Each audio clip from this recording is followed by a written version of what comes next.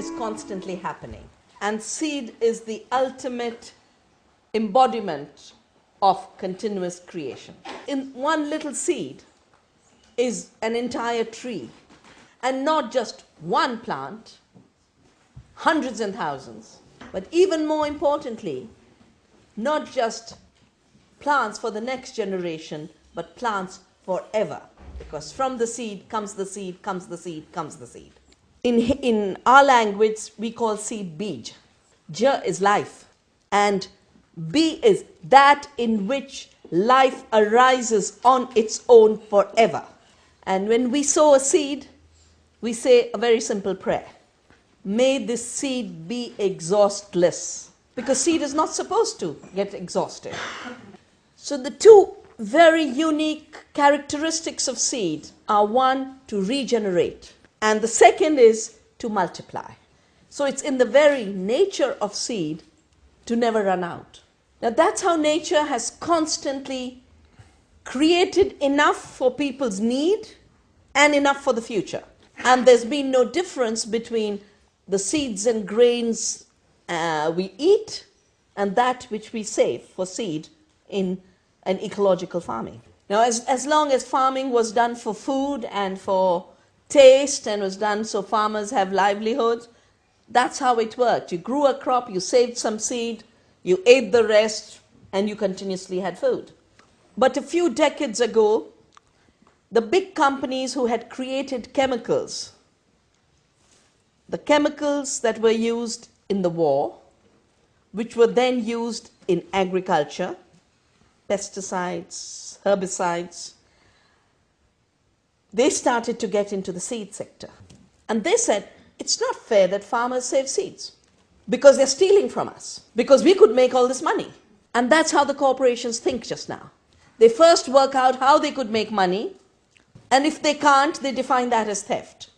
I'll give you an example. Canada did not want to sell its water.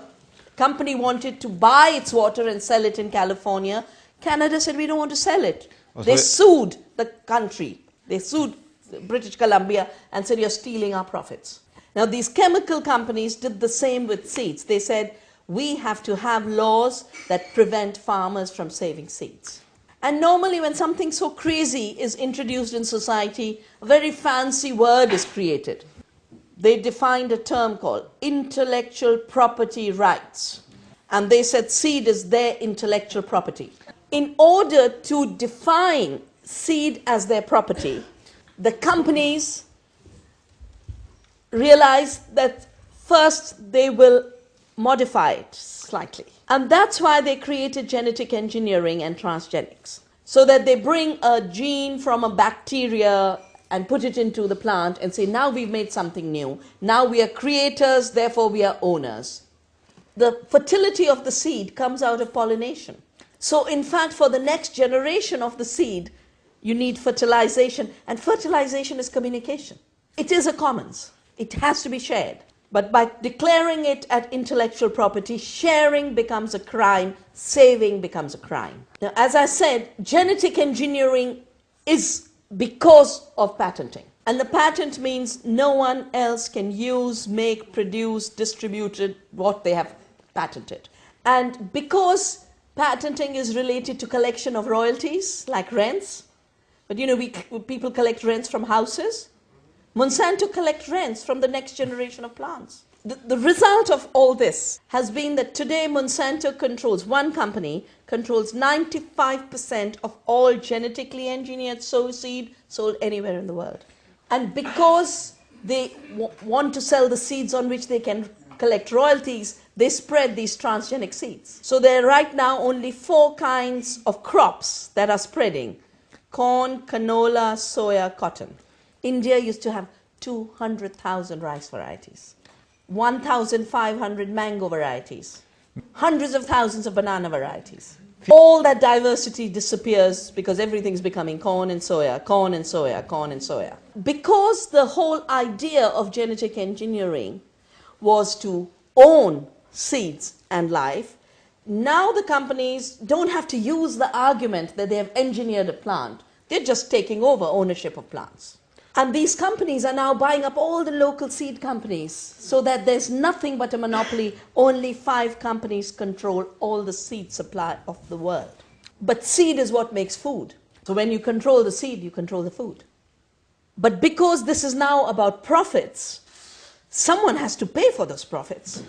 When nature gives us the seed, it doesn't collect a rent from us. When I go to seed collections with farmers, they share it freely. So seed which belong to the farmers as a whole, as a community, now becomes property for which the farmers must pay the royalty to the company. And in conditions like India, a farmer who has to pay 10 times more for seed, and every year, because now seed is non-renewable, rather than renewable, it's been made non-renewable, the farmers are pushed into debt.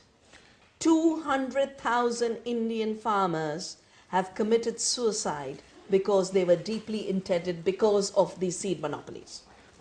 So the whole issue of seed is important for many reasons. First, I think it's the most important ecological work to protect biodiversity, but how will you protect it if you don't have the seeds of biodiversity?